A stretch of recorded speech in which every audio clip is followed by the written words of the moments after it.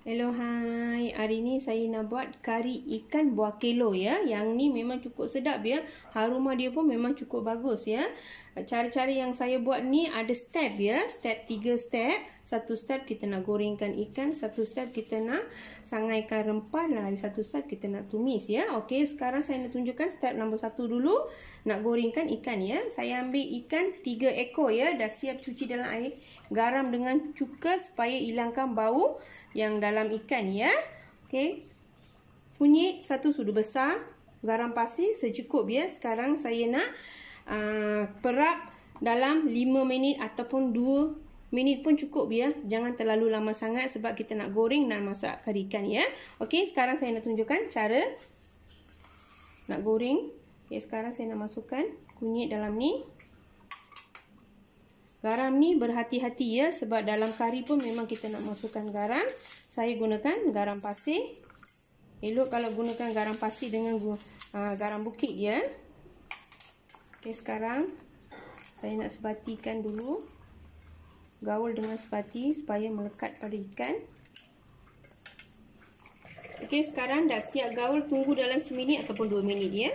Okey, sekarang saya dah tuangkan minyak untuk goreng ya. Sekarang minyak saya pun dah betul-betul dah panas. Dah cukup 2 minit ya. Sekarang saya nak gorengkan ikan ya.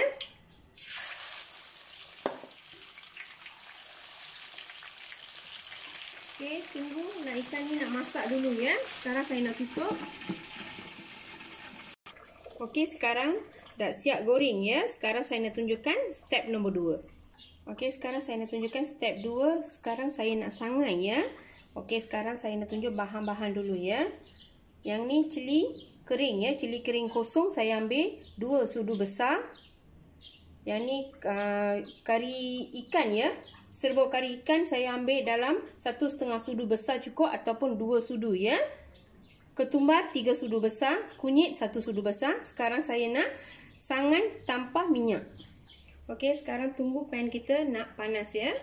Okey, sekarang pan saya dah panas, tapi api mesti kena perlahan ya. Paling penting api mesti kena perlahan. Sekarang saya masukkan semua rempah dalam ni ya. Kita nak sangai selama 1 ataupun 2 minit ya.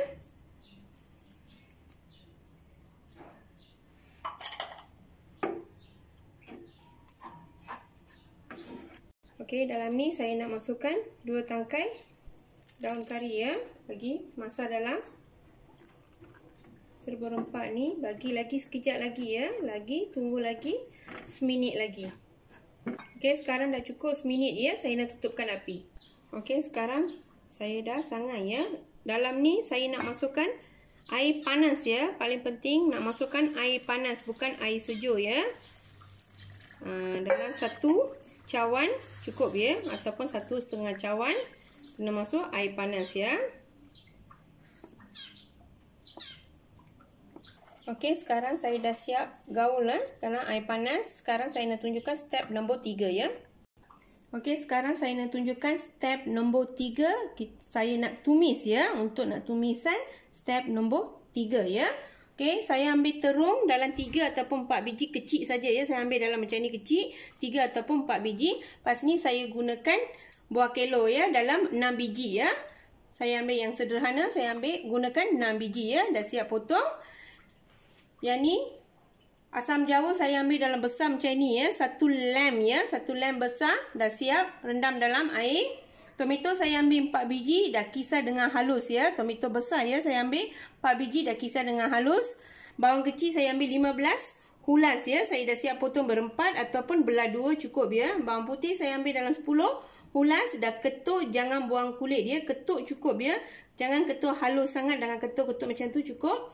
Dalam 10 ataupun lebih daripada 10 pun tak apa, sedap ya kari ya. Aroma dia pun cukup bagus ya. Daun kari saya ambil 2 tangkai. Halia saya ambil 1,5 inci, kena potong dengan halus dengan kecil ya. Santan saya ambil 200 ml. Cabai hijau saya ambil 4 batang, kena belah cukup ya. Jangan potong ya, kena belah cukup. Biji halba 1,5 sudu kecil.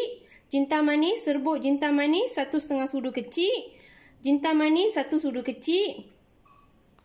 Serbuk perengayan 1 sudu besar. Daun ketumbar agak-agak saja untuk nak tabur atas dalam 1 genggam ya. Kunyit 1,5 sudu kecil. Yang ni lada hitam, serbuk lada hitam 1 sudu kecil cukup ya. Biji sawi 1,5 sudu kecil. Yang ni jintan putih saya ambil 1 sudu kecil cukup ya. Yang ni serbuk. Yang ni saya gunakan Kashmir chili powder ya. Yang ni untuk kita nak warnakan supaya dia terang dengan sedap ya. Masa kita nak makan kari ikan cukup sedap ya. Yang ni saya ambil 2 sudu besar. Kalau siapa tak ada Kashmir chili ni boleh tambah chili kosong 2 sudu lagi ya.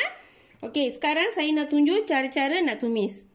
Okey, sekarang tunggu sampai kuali ni nak betul-betul panas baru saya boleh tuangkan minyak ya. Untuk ini saya gunakan minyak bijan ya. Saya tak gunakan minyak lain sebab minyak bijan ni memang elok untuk kesihatan badan kita ya. Okey, kalau siapa tak ada minyak bijan boleh gunakan minyak biasa. Okey, sekarang kuali dah panas, saya nak masukkan minyak bijan agak-agak saja ya. Kalau tuang lebih pun tak apa ya.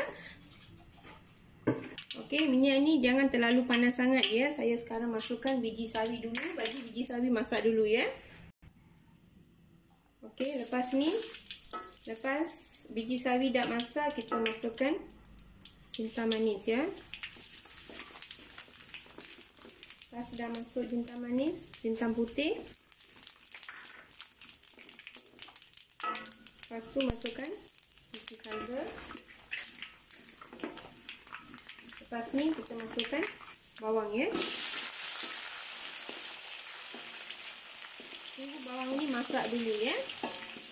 Okey, sekarang bawang dah masak, sekarang saya masukkan halia ya. Lepas tu kita gaul dalam seminit, tunggu halia ni nak masak dalam seminit ya. Lepas tu saya nak masukkan bawang putih. Okey, sekarang saya masukkan bawang putih.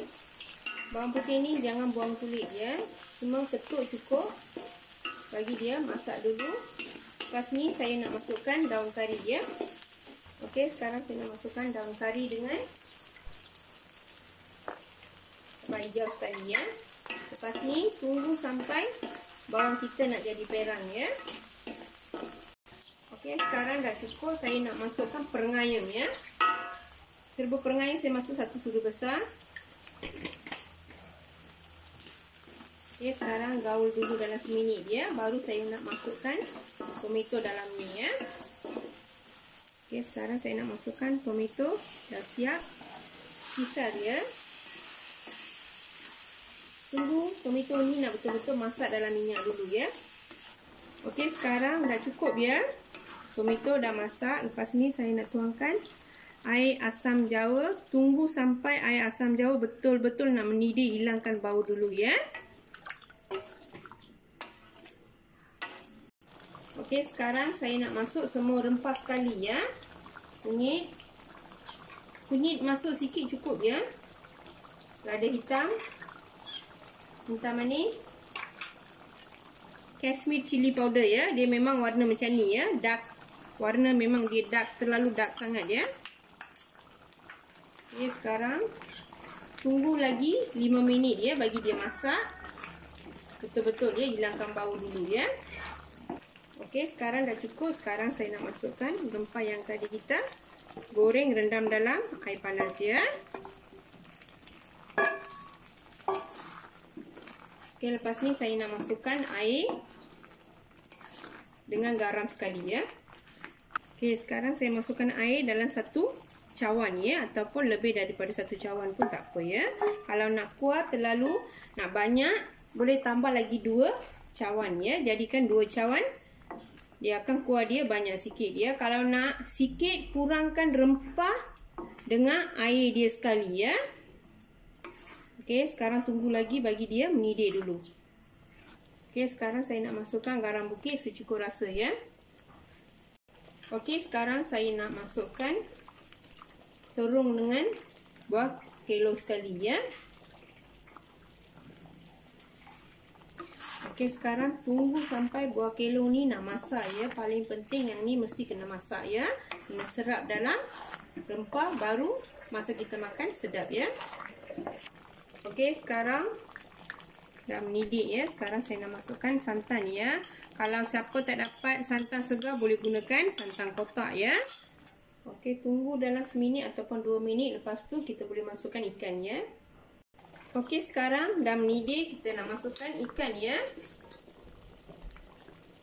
Lepas dah masukkan ikan, kita nak letakkan api perlahan. Tunggu sampai 2-3 minit bagi ikan tu nak serap dalam rempah ya. Okey, sekarang tunggu sampai 5 ataupun 6 minit ya, bagi dia masak dalam rempah ni. Lepas tu atas ni kita nak taburkan daun ketumbar ya. Okay, lepas ni tunggu lagi 5-6 minit ya. Okey, sekarang dah cukup 5 minit ya. Saya tutupkan api. Okey, sekarang dah siap ya kari ikan. Masuk dengan semua bahan dengan rempah-rempah dia semua. Memang cukup sedap ya.